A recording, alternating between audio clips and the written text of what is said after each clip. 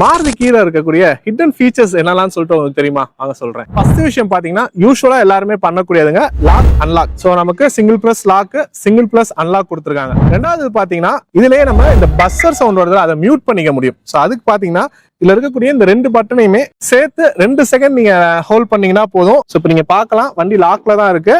So இப்போ வந்துட்டு நான் வந்து அன்லாக் பண்றேன். நமக்கு லைட் மட்டும் எரியும், சவுண்ட் வரல. சோ அன்லாக் நமக்கு ஆயிடுச்சு. பட் இது வந்து ஒன் டைம் தான். ஸோ இப்போ நான் லாக் பண்ணும்போது உங்களுக்கு சவுண்ட் வந்துடும். ஸோ நம்ம மியூட் பண்றது ஒன் டைம் மட்டும் தான் நமக்கு பண்ண முடியும். ஒவ்வொரு தடவை மியூட் பண்ணும்போது நம்ம 2 பட்டனையும் ஹோல்ட் பண்ற மாதிரி இருக்கு. அண்ட் மூணாவது விஷயம் பாத்தீங்கன்னா ஃபைண்ட் மை வெஹிக்கிள்ங்க. அதாவது நீங்க ஒரு மால்ல வண்டியை நிப்பாட்டிட்டு போறீங்க அப்படிங்கும்போது திரும்ப வரும்போது எங்க வண்டியை நிப்பாட்டலன்னு தெரியல அப்படின்னா நீங்க உங்க கீழே இருக்கக்கூடிய இந்த 2 பட்டனையுமே ஒரு 5 செகண்டுக்கு சேர்த்து ஹோல்ட் பண்ணணும். ஸோ அப்படி பண்ணும்போது உங்களுக்கு இந்த மாதிரி கண்டினியூஸா அலாரம் அடிக்க ஆரம்பிச்சிடும். திரும்ப நீங்க லாக் இல்லை அன்லாக் ஏதாச்சும் ஒரு பட்டனை ப்ரெஸ் பண்ணும்போது உங்களுக்கு சைலண்ட் ஆயிரும்.